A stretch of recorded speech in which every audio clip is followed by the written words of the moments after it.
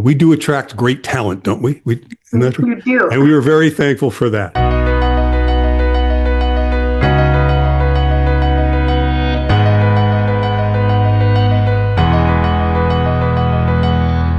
Welcome, everyone, to the March 2025 edition of The Impact, a sustainable CT podcast for your edification, your enlightenment, and your entertainment, too.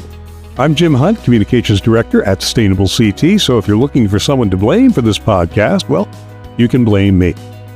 Remember, this is never a one-way conversation. We always want to hear from you for our edification and enlightenment. Drop us a note, won't you, to info@sustainablect.org.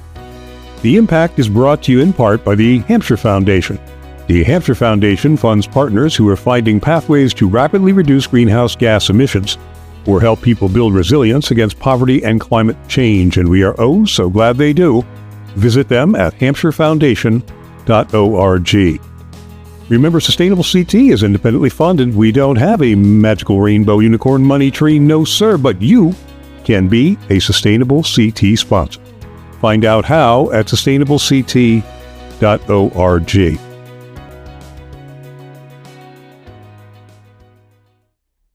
We are joined today by Danielle Chesebrough, and I'm so delighted to have her here. In addition to being in her third term as First Selectman of the lovely town of Stonington, Danielle also happens to be a member of the Sustainable CT Board of Directors. We do attract great talent, don't we? You do. And we are very thankful for that. Danielle has a very interesting resume, and some might say, well, I'll say it, an enlightened political philosophy. She attended Stonington High School, Clemson University, go Tigers. Then she went on to graduate school at UConn, and you know we love our Huskies, where she received a master's in social work. Before serving as Stonington's first selectman, Danielle worked with the United Nations for more than 8 years, helping companies and financial markets operate more transparently and sustainably. She's married to a fabulous human being named Sam, and I only say that because my son is named Sam. I don't know. Oh, Sams are good. Sams are always good. They have 3 children. Any of them named Natalie by any chance? Oh, no. That's my daughter's name. Danielle is unaffiliated. Is that still true? It is still true. Okay. Saying she believes in creating a political home for anyone willing to work together in good faith to find practical ways to make our communities better. And that is a very sound philosophy to have, I think, whether you're affiliated or not, seems to me. Danielle, welcome to the show. Thank you so much for being here. It's a great pleasure to have you. So I got all that out of the way. Yeah, that was great. Okay. Did I get any of it wrong? Is it your third term? Right. Yes, third term. Oh, okay. And you've lived were you born in Stonington? No, I always have to make that clear because a lot of people were. I'm not a native. Moving here in high school, you still can't claim that you're from here. I know. I know how that is. I was born in New Jersey. I don't like to admit that to too many people. But when we moved to Connecticut, I had this distinct feeling that you could live there 30 years, but you would never, ever be from Connecticut. Really not. You always be from away. Yeah, I know that feeling. Well, let's get to some questions because that's why you're here, and we want to make sure we get your take on some things. How did you get involved with Sustainable CT? So I have to give my predecessor some credit, which I think should probably happen more often in politics. But before me, we had a Republican First Selectman, Rob Simmons, and I think it was like in 2018, so maybe 2 years before I got on board. Him and the previous board actually joined Sustainable Connecticut. They became a registered community. And then when I came on board, we started actually working, kind of building on that and working toward getting our certification. So I think in the midst of COVID in 2020, we got our first certification and kind of kept working through it until that time. So pretty much you guys have been champions of this program and involved in it for quite some time. And we love the program. And again, there's other communities who we always look up to that we feel like are doing more and we're aspiring to be like them. But why we love Sustainable Connecticut, and I think a lot of other towns feel similarly, it provides such a useful and practical framework that it's not something that we're like, oh, we have to do this. It's really helpful to us. And I'm sure during our conversation, we'll get into it, but it really is a useful kind of tool on so many fronts. So it's really been great to work through the program. And, we're now in our almost hopefully going to be in our sixth year of getting some new certifications on board. Yeah, but then how did you become a board member? What made you want to do that? Was there anything in particular that motivated you? I think from using the program and seeing how useful it was, that when previous director had reached out about getting more involved on the board, it was a no-brainer. It meshed also with my background before becoming First Selectman. My work at the UN was all about reporting, and it was kind of about frameworks and how the frameworks can be so helpful for companies and investors. So it brought in some of my past work that I sometimes miss doing, and then the current work I was doing. So it was really, I feel like I could be useful in some sense. So it was an easy yes. Yeah. Well, we're better for it. Tell us about sustainability in Stonington. I know the town has done a lot of work in the area of brownfields and open space. I've seen that from your certification reports. And situated on the coast, you no doubt have resilience planning and mitigation is pretty important too. So in what ways has you were saying sustainable CT helps Stonington achieve these goals? How do we do that? How does sustainable CT help Stonington? Well, I really love it because I feel like so often, and this isn't meant as a criticism to any other programs, but they're a bit siloed where, if you want to look at something to do with solid waste management, you focus on this, or, coastal resiliency versus upland resiliency, and, never mind all the other factors that come into play. They're just a bit separate. And Sustainable Connecticut provides this amazing umbrella where you can kind of go to one location and find all these amazing resources, and not just from issue experts, but also from other municipalities. So we found it so helpful with going through and seeing what, some other communities, similar size as ours, how are they tackling some of these issues? And then, we could obviously read about it on the Sustainable Connecticut website, but then sometimes we'd actually reach out to, Brantford or Waterford if they were doing something that was really interesting to us, and we could do a deeper dive with their First Selectman or whoever their contact point was. Even New Britain, we reached out to recently about some things that have fallen in this category. So it's a great platform for realizing how other communities are doing it and not having to completely start from scratch. And it gives you really good ideas. So it's been really helpful on that front. And then, like I said, with the bigger picture, where, I have yet to find an organization that has this broad encompassing view of sustainability, which I completely agree with, but, it's not just environmental or, one segment, like the fact that Sustainable Connecticut even has culture and economic development and communication and, all these other pieces that fall within it is extremely helpful for, I think, just helping towns and cities be really well-rounded and the true essence of what sustainability is. Yeah. I'm going to jump to, it kind of conjures up a question I had. Stonington is part of the Southeastern Regional Council of Governments, and it's located way out in the southeast corner of the state, and basically in Rhode Island. Another step you'd be in Rhode Island. And there are a couple of small urban centers. There's New London and Norwich out there, but most of the surrounding areas made up of very small towns like Preston and Basra and Salem and that sort of stuff. Have you been able? It sounds like you've been able to collaborate a little bit. Have you been able to learn anything from these other towns and take to heart? And how do you work on regional issues do you work on regional issues together at all?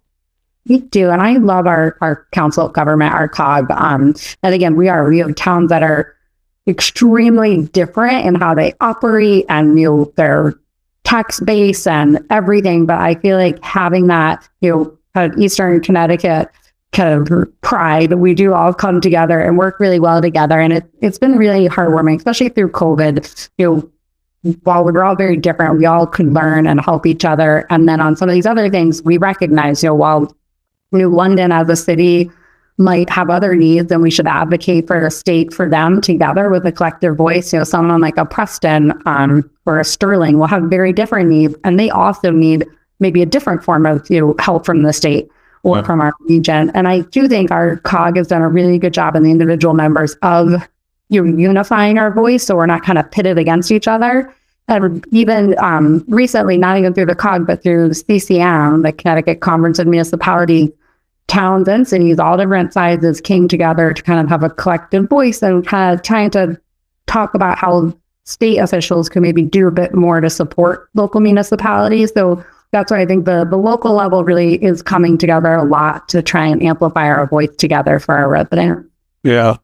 I mean, one of the things that we emphasize a lot, even if it's not an actual matter of collaboration, which can be, as you're right, these towns are very different, and sometimes you don't always have those points of collaboration on a certain issue.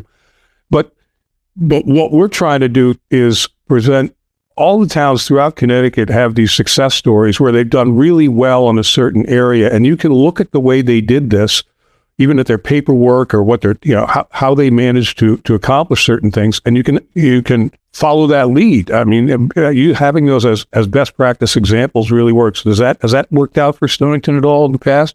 I would assume. 100%. Yeah. I think for a lot of other towns too, it really does. Yeah, it's a lot nicer when somebody's already done it, and you can go, oh, okay, yeah. Yeah, it's adapted to your local context, but they've done the foundational work. And you right. Go there. Put your board hat on for me, and your board member hat on, and tell me what you think we could do better, or that we should be doing more of, or differently. Because we want to be able to grow and learn and change. This organization was created, as Jess always likes to say, by towns and for towns, and so the responsiveness is baked into us, what we do. So if a town, we're not here to tell towns what to do. We're really here for them to tell us what they need and for us to come up with a way to support that. So, as a first selectman of one of these towns that, are very active in the program, what can we be doing more of? What can we be doing better, do you think? And I'm not just saying this because I'm completely biased, but I think the state of Connecticut is doing pretty fantastic. There's not a ton of room for new ideas, because I feel like every year there are new things that come up and changes and enhancements. And things like the fellows have been so useful, and the different coffee shop kind of coffee house webinars have been really helpful. But I did try and think of this as just a board member. And one thing I think, like we talked about earlier, is the connection between municipalities is so helpful, and learning from each other. And while it's hard to get people together in person, and everybody's busy doing their day-to-day of everything, I do think maybe having an opportunity to, for once a year, to come together in sort of a conference, kind of like CCM or COST or something that other organizations might do, where you hear from other towns and cities of what they did across the different actions, and kind of highlight. You can ask questions, you can interact and network and learn from them. It might be a nice opportunity to maybe even to build onto the awards day, or maybe it's separate. But I do think there's such a benefit from, there's already the virtual ones, and there's the do it at your own time, where you can learn what other towns and cities are doing, but maybe a sort of in-person gathering, and where it's not just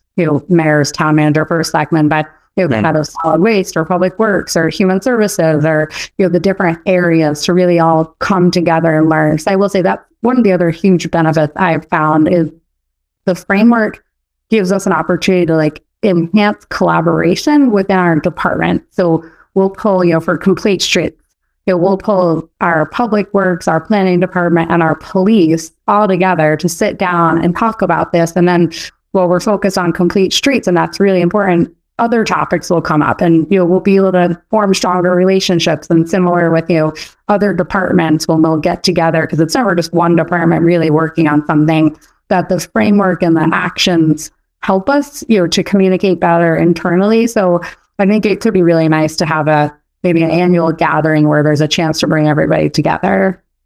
That sounds like a fantastic idea. And what is interesting, because we're in the midst of planning we have a spring event, we have a fall event. And the spring event is supposed to be more laid back and just kind of a fun thing where we celebrate towns, not quite as serious as the fall event. But we're really looking at a way you're talking about is really interesting, because it would be like a working event where we would actually come together to accomplish some things, not just kind of patting each other on the back, which is all well and good. And we need that occasionally. Keep that there. And actually, as a working convention, I love that idea. That's a great idea. Wow. I think my last job, we were probably maybe a little too big on events, but we'd always have these convenings. And I do think it's helpful to bring people together in person, not just virtually. Yeah. People, I think it also does motivate them a bit to be like, hey, my director of public works got asked to speak at this event. And next year there's a little healthy competition, some other town like, well, I want my solid waste director to come speak because we're doing great things. And, it can just spur some of that kind of healthy competition among towns and cities. Yeah. I can see it already. I see my head now. I'm thinking about this. There could be themes or multiple themes, something if we want to work on a specific area, whether it's complete streets or, handling waste or whatever it is. I mean, pick an avenue on the, in our program, and we could really do some work collaboratively with all the towns getting together and talking about how to approach an issue. I like it. I like it.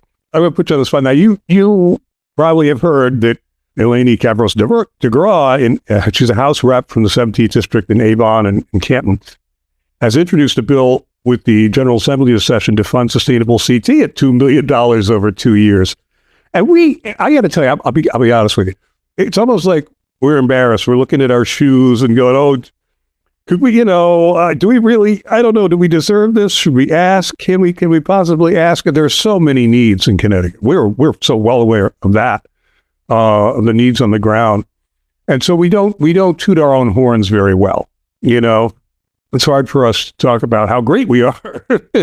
and we're doing a lot of work for the state, and that's our motivation, the logic behind this ask. But so I just wanted to get your take on this. Let's pretend that I'm, not involved with this decision at all. Why should a taxpayer in Windsor or New Milford someplace support Stonington's sustainability efforts? Because that's kind of what you're doing. It's supporting us so that we can support you in a much more broad and comprehensive way. So we're asking the Connecticut taxpayer to underwrite this, a small amount, but very small. Justify that for me. Why do you think we should be doing that? And what's our reason for getting some state money this time? That's a great question. And I did submit a letter of support for this, and I didn't do it lately because, as you very articulately laid out, I mean, it is hard for the state, just like it is for all of the municipalities, to come up with a balanced and fair budget. But why I do think this is a very fair ask is I think it actually creates a lot of value in a very tax efficient way. I think if this was, again, not to be critical of the state by any means, but if this was a state run program, it would not, you wouldn't be seeing such a low ask. Yeah. That's true. So I think, you all have a proven track record of doing this, and you get fellows, you're helping interns, you're getting your meaningful work employment, you're doing so much just as an organization. And then to the point where nearly, I think, so many of our state budget line items are like that. They might only go to one city or one town, or they might only be helping one specific, thematic area. Whereas this, I think, sometimes some of the support might go more to a New Milford, and some might come more to a Stonington, or might go more to a Bridgeport. But it always seems to balance out. It's not like it's just helping one type of town or city, and it's not helping just one thematic issue. It's not just housing or just environmental issue. Like we said, it covers so many different categories that I think it represents the broader resident, and it touches on something that almost anyone would be interested in helping to support. And I think it does do part of the role of the state, but instead of the nonprofit. And so you're able to do it a bit more, with lower tax dollars. Yeah. But I could imagine if this were, well, we do, I don't want to be that overly critical, because we work very closely with some really wonderful people in state government, whether it's DEEP or, a dozen other agencies of state government. And we kind of work with them and use their resources too. And we're all working together, and we share what we do to try to support their effort as well. But you're right. It is something that we're able to do. We bring comprehensively to the state one size doesn't fit all. I mean, we know that Stonington's needs and how you approach different issues is not going to be the same as Danbury or Waterbury or Bristol. And so we're able to be responsive enough to be able to provide the kind of support that the town needs. I don't know if a state agency would really, I don't know if they, well, maybe they could. I shouldn't be critical. Basic capacity. I'd even compare it to our local budget, as I mentioned before we came on there, where most towns and cities are all going through our own budget cycle right now. But, we have a human services department and they have their budget and they do absolutely amazing work. It's just mind-blowing, the amount of stuff they take on, but they can only take on so much. So we have all these partnerships with all these other nonprofits and we fund them quite small, in my opinion, for the most part, but through leveraging, these investments and tax dollars, we're able to open up, other segments of work for the community that we wouldn't have the capacity to do in-house. And it would cost a lot more if instead of, if we had to hire 4 additional people versus, spending, say $100,000 to support 5 nonprofits who each have their own workforce and are being supported by other towns. It just makes sense. So I think this is a similar model where, the state can only take on and do so much. So let's invest in some of these wonderful nonprofits who are doing really fantastic work, and it actually will be pretty efficient use of tax dollars. Yeah. And we're not asking for a whole lot. No. You're really not. One legislator told me, well, it's so little, you might get lost in the shuffle, I mean, I remember going to the hearings, the appropriation hearings, and there were, a group of 40 showed up for the YWCA or the YMCA. And rightly so. I'm not, there's no criticism. They have large needs. They're supported with a lot of tax money that is rightfully spent in, especially in urban areas and supporting youth programs and whatnot. We're so small in comparison to these. Well, you might be a line item. So we might not notice you until it's, too late. Well, I think he was kidding. Hope that's true. Let's talk more about Stonington because it is a fascinating place to me. It includes Mystic or parts of Mystic. And a lot of people, especially out-of-towners or out-of-staters, are surprised to learn that Mystic isn't a town. Oh, yeah. Even people, they go, what are you talking about? Of course, it's in the village. It's this and that. That tourism effect, I assume they have. Stonington is a very quaint place in many respects, and a very old, rich history, but it's more than that. And tell us what it was like.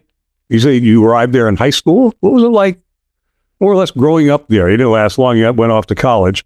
But what was it like back in the day, and how has it changed since? What's your perspective on Stonington?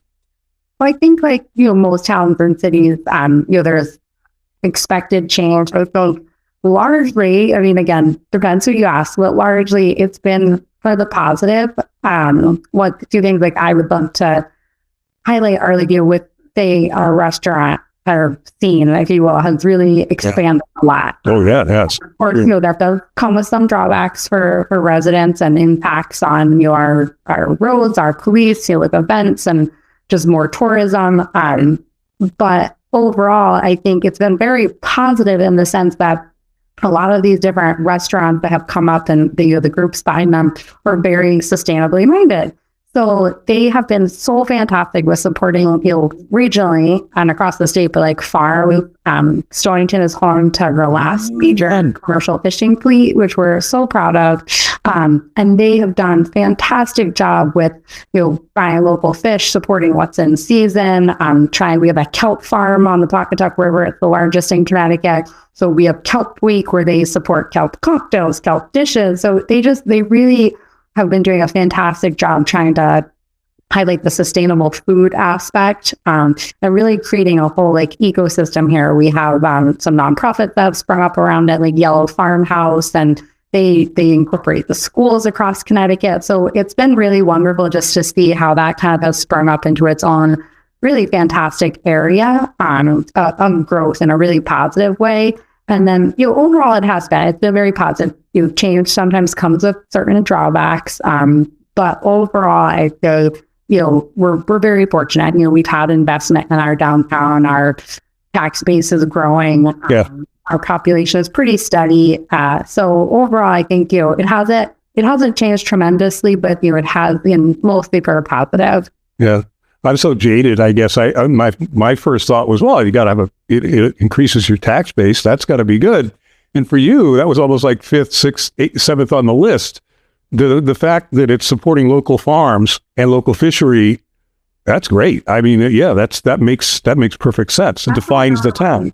It definitely, because I feel like it makes Stonington a very like authentic town. So I think it's known for tourism, and we love that. But it's like when you get here, we want you to really experience what that is, what our community is. And I think being able to go to a restaurant and get, you can get a lobster roll, but you can also get a monkfish roll because fish are the season and it's delicious. It was caught right off our dock. That really, I think, matters to a lot of people, and to really feel what it's like to be here and celebrate our Portuguese fishing history and things like that. So I think that's really wonderful. I think just because you brought up the tax thing has been tricky, and we are working actually with the Connecticut Restaurant Association and others in the state to see if towns that generate tourism dollars, if we could see some of that back, because now it all goes to the state.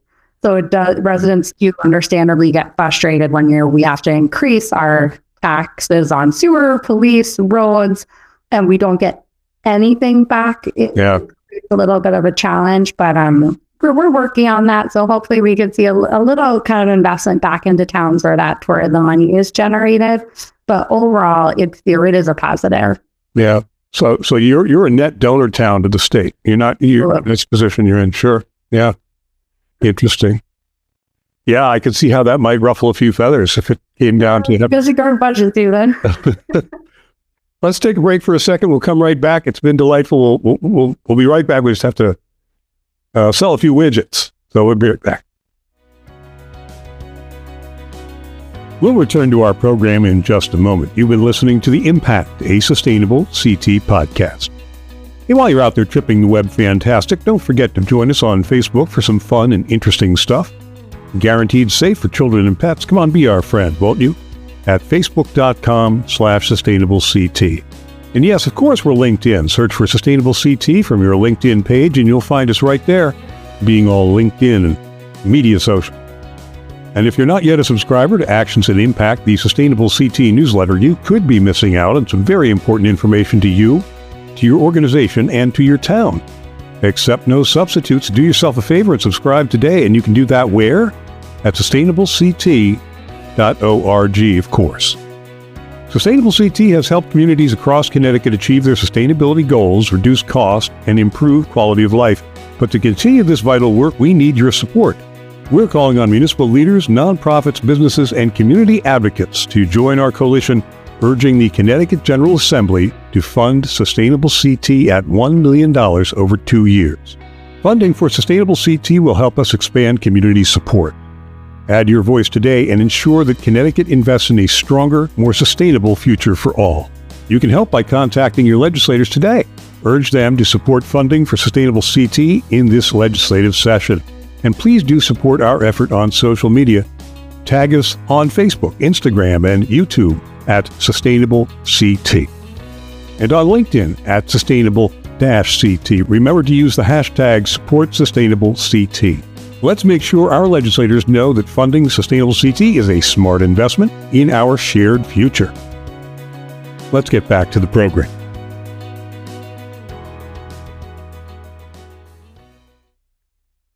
We are back. We are talking with Danielle Chesebrough, who is the First Selectman of Stonington.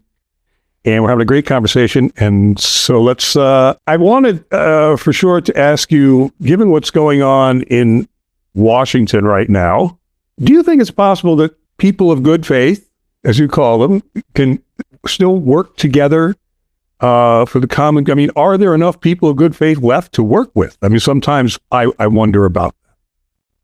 I want to choose to live in a world where, yes, there are enough good people. And I do think that. I think that's what is wonderful about serving on the local level. You're so close to issues that there won't be that time for this other stuff that's going on. You have to fix the problem. It's right there. And you have to look at the people who you're impacting, and you have to see them around the community and town. So really, there's nowhere to hide.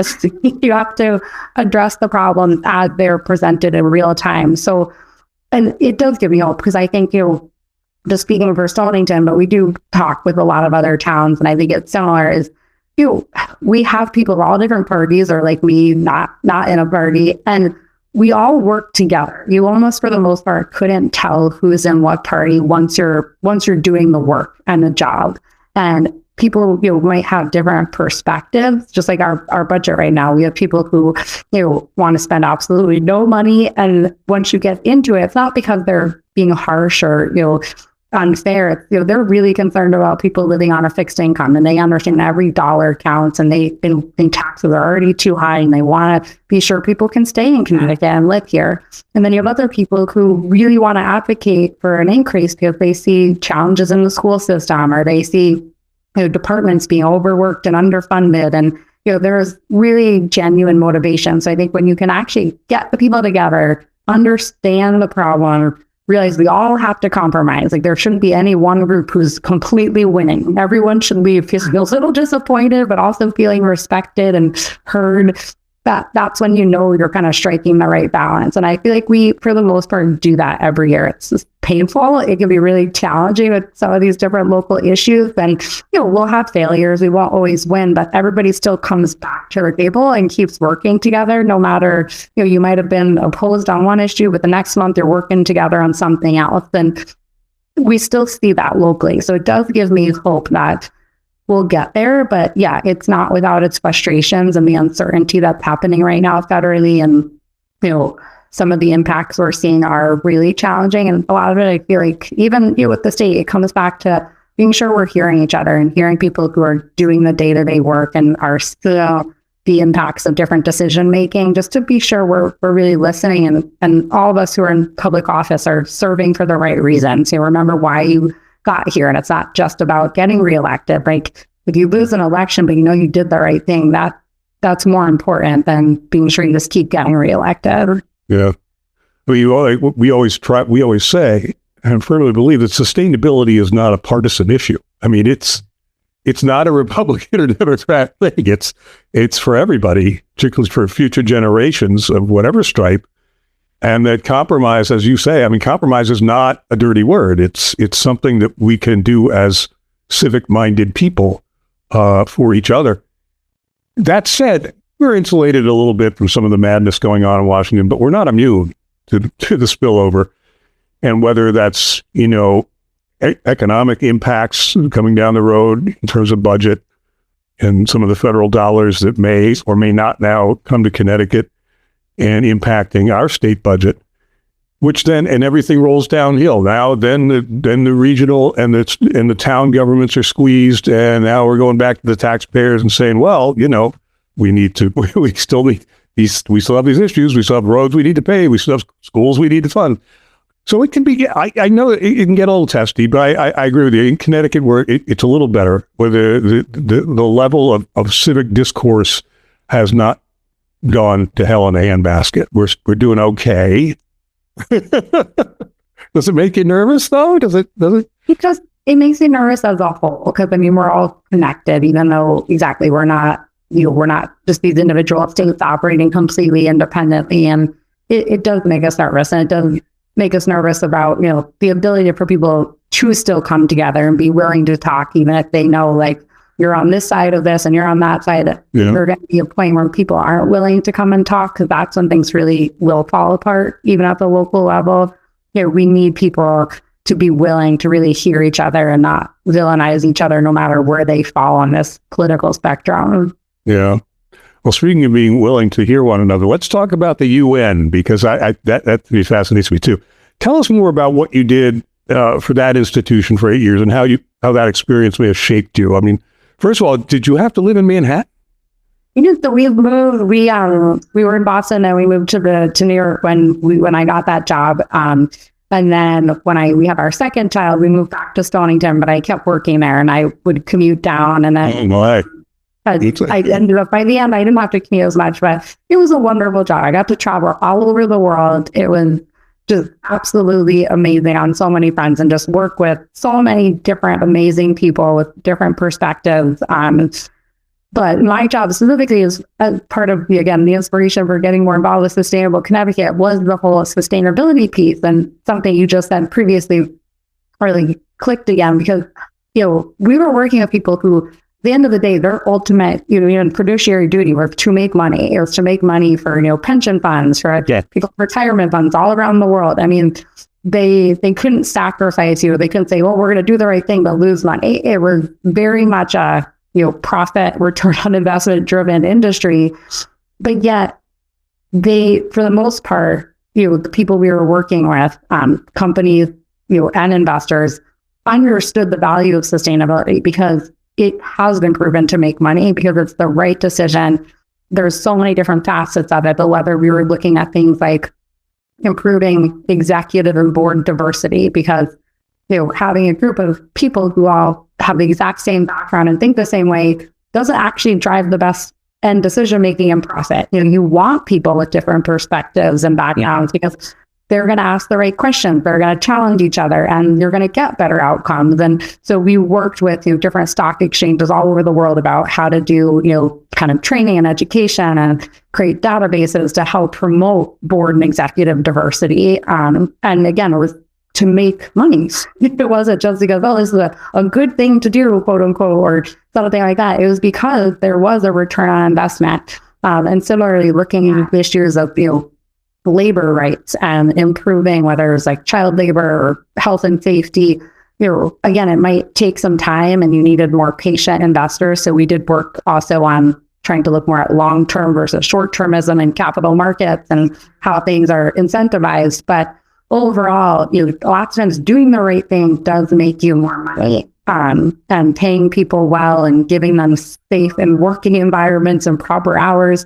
In the short term, sure, you might be cutting into your margins a bit, but in the long term, it was proven time and time again that you would make more money, and for a variety of reasons. But it was wonderful. And like I said, we worked, my job specifically was more on the reporting side. So how you got companies to share this with their investors, how you got to kind of level the playing field of the and how you educated, CEOs, CFOs, investor relations teams on this to get that buy-in. But it was wonderful. And it definitely, a very different world from what I'm in now, but it really helped give me a good skill set. Why did you leave? So it was 2019. Oh, okay. First, we'll go into all that. But basically, as I mentioned at the start of the talk, our previous first selectman announced she wasn't running again. I was on our board of finance, and my background is political science. I always wanted to get involved in kind of policy work. And I was asked by our Democratic Town Committee chair to consider running, even though I wasn't in the party. And long story short, after much back and forth, because not everyone agreed with that decision, that since I wasn't in the party, but essentially they had no one else, and they asked me to do it. And so I said I would. And then long story short, got elected, and then, have since stayed in the job. And, it's been, it's been the hardest experience, but the best experience I've certainly ever had professionally. And it's just, I hope more people run for office, even if you do it for a short time, because it'll give back, and there's such a direct impact, and it's not without its pain and its moments, but you really can see the direct impact you're making in their community. I want to digress just a moment and pick up on something you said about the fiduciary responsibility that people have to make money.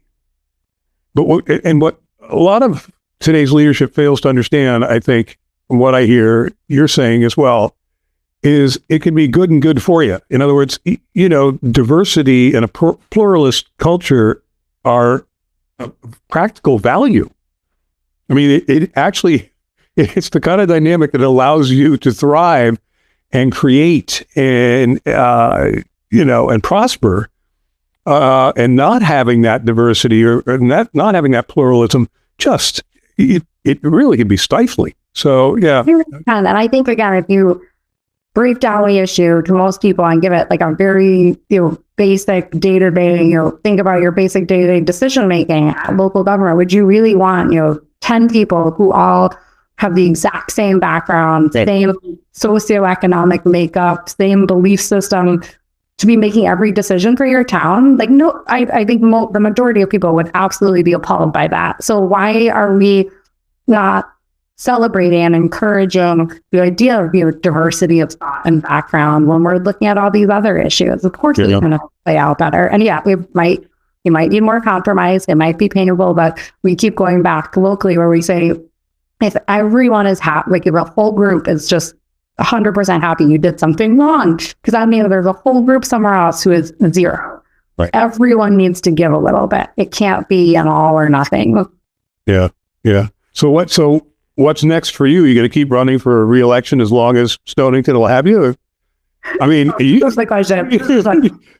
So I'm not ready to say yet. I think by early summer, I won't make and announce a decision, but I do always I really encourage any resident, like I've asked people, if you're interested, reach out. I'll tell them all about the job, whether I run or not. Like, it's healthy to have really good people running and seeking office and getting involved, and we don't have enough. Again, I never would have ended up here, and I'm grateful I did, but we need more people interested in local office. So if anyone from Stonington is listening and interested, they should definitely reach out. But I do love serving in elected office, and I would love to keep doing that in the future. I'm not sure my near-term future, what that holds, but I hope to stay involved because, like I said, you can just make such a difference, and we need more people who are doing it just across the board. There's a lack of people running for office at all different levels, but especially, people with different perspectives and views. Hasn't leadership of either party approached you and said, look, we'd like you to run for, I don't know. Yeah, I think, and again, for now, I feel very strongly, and again, I might, have to myself compromise on this one day if I want to run for office again, but I'm unaffiliated. Like, I studied political science, in undergrad. It's not like I just haven't made a decision. Like, that was my decision. I don't feel I belong in either party. And that's why this most recent election, I ran on the forward line because I love what they're doing across the country.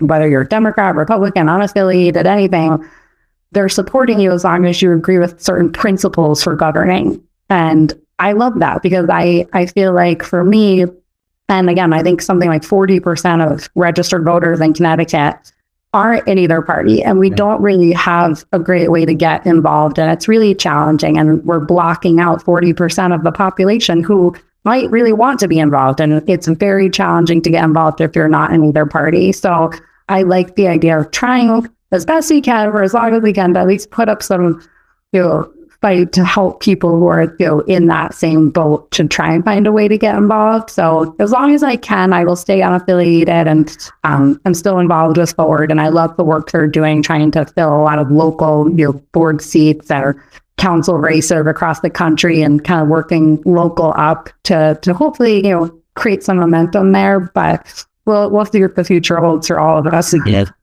There are some selectmen and town administrators who've been around for 40 years, and they're doing what they're doing. So you could just enjoy that for a long time. I'll bet you they'll be popular enough to be. That's got to feel good, though. I mean, this is the thing. When I was 1,000 years ago, I thought to myself, I want to get into local politics and state politics and feel like I'm making that personal commitment to make a difference in people's lives. And I thought, how wonderful that would be to feel that sense of people believe in you.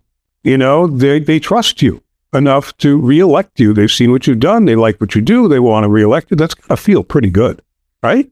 It does. It feels, it's terrifying when you're not sure if you have it or if you've done a good job. But when you have it, it does feel really good. And I think, being very honest, where I just struggle now and I've been doing a lot of soul searching, is just, I think we've done great work in Stonington, and there's still a lot of work to do, and people can keep building on it. But I look around me and you just see so many other problems and other challenges that at some point the time will come where I feel like I need to focus on outside of Stonington and hopefully, apply some of what I learned to other problems and challenges around us. But it does feel good. And I am really proud of our town, and our town staff and our other elected officials they really are fantastic. And I feel like, the town's in good hands no matter what, knock on wood.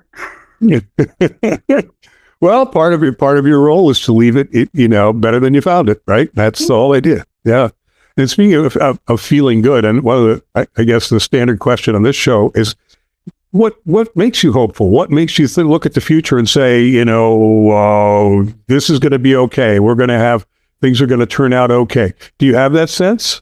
You hope so? I'm like eternally optimistic, and I'm feeling a bit more nervous than I have in the past for a lot of reasons, not just federally. Like we said, we've had some frustrations of feeling heard sometimes with some of our state counterparts, and I'm hoping that changes, that they, we're speaking the right language now where they're going to hear and connect. Because I do think everyone has good intentions. It's just being sure we're communicating in the most effective way where they can really hear us.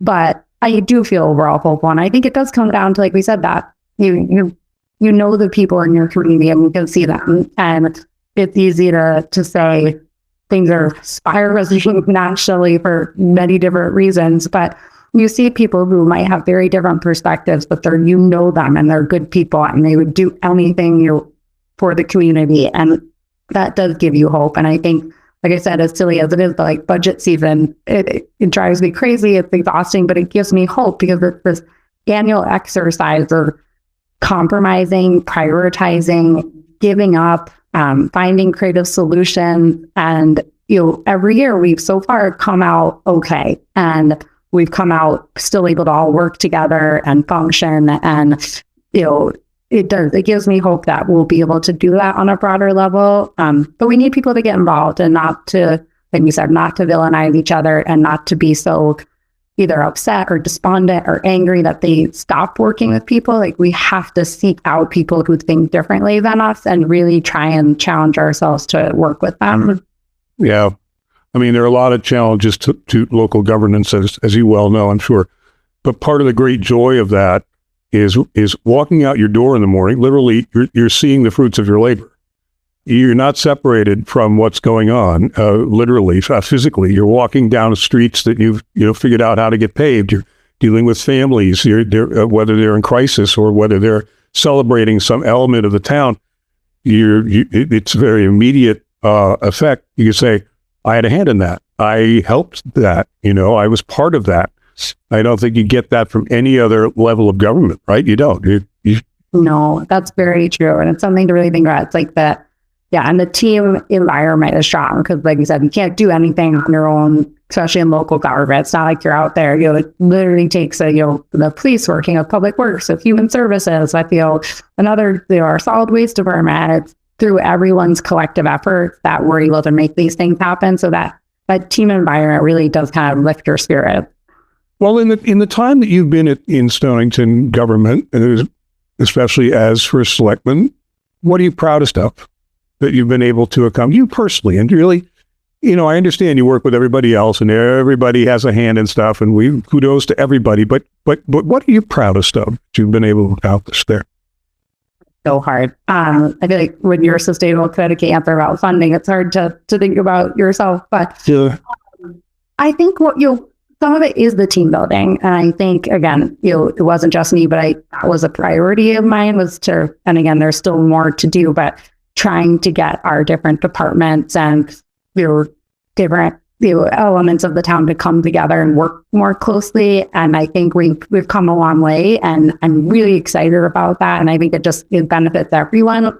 And then more specifically, I say we have this great initiative that I think a few other towns have taken on, and I hope more do. But basically, we have a shared employee between our human services department and our police department. And she really focuses on community outreach. And since that time, we've actually dedicated a police officer to kind of mirror her work. And they essentially they do home visits, they do community outreach, they do a lot of triaging. They work with our ambulance corps, hospitals, fire departments, police, and it could be anything from, persistent 911 calls because of a mental health issue to, a senior in isolation to domestic violence issues. I mean, it runs the entire gamut. But they've discovered things that just, we otherwise wouldn't know as a town, and actually really been able to address them, and usually by connecting them with other services or addressing the need in-house, partnering also with the schools. And it's been great for the residents that have benefited from this, but it's also, like we said, been great for the departments, to really kind of work even closer. And, our police department is fantastic. And this just kind of took it to the next level, and similar with our human services department. So we've been, really, we keep building on that model, and we're really excited and should be able to share it with other towns and how, they could tweak it to make it work for them. But it's been a really great experience. Well, I got to tell you, from everything I've read about you, I did a little research because I like to know the people I'm talking to in this thing. You're seen very much as a collaborator, a facilitator. You don't act as if you're the center of the universe. You're not like this. And much to your credit, I mean, it doesn't go to your head. So, well, I'm in charge. You're not one of the. You work with people, and that's very much appreciated as far as I can tell from everything I've read. All the press is pretty good in that regard. So, congratulations. Too deep. It's not always so nice on the first side, but I mean, it's true. And again, like, we don't get anything done ourselves. And, there's certain projects I've, taken more of a leadership, stance on, or really had to go to bat for to get funding for. But overall, like, none of this would be possible if we didn't have the people in place who were able and willing to do it. And it's kind of building on their strengths. So it really is, I think, everything is a team effort. And it's just, we're fortunate here. We have a really good team in place. Yeah. Well, Danielle, we are out of time, and it just zooms by, and and I just want to thank you very much for your time. I know you're busy, and thank you. This was so fun. This is going to get me through my probably marathon budget meeting tonight. So there you go. See, okay, glad you're able to help get you through that. Excellent. Thanks again, Danielle. Appreciate it. Thank you.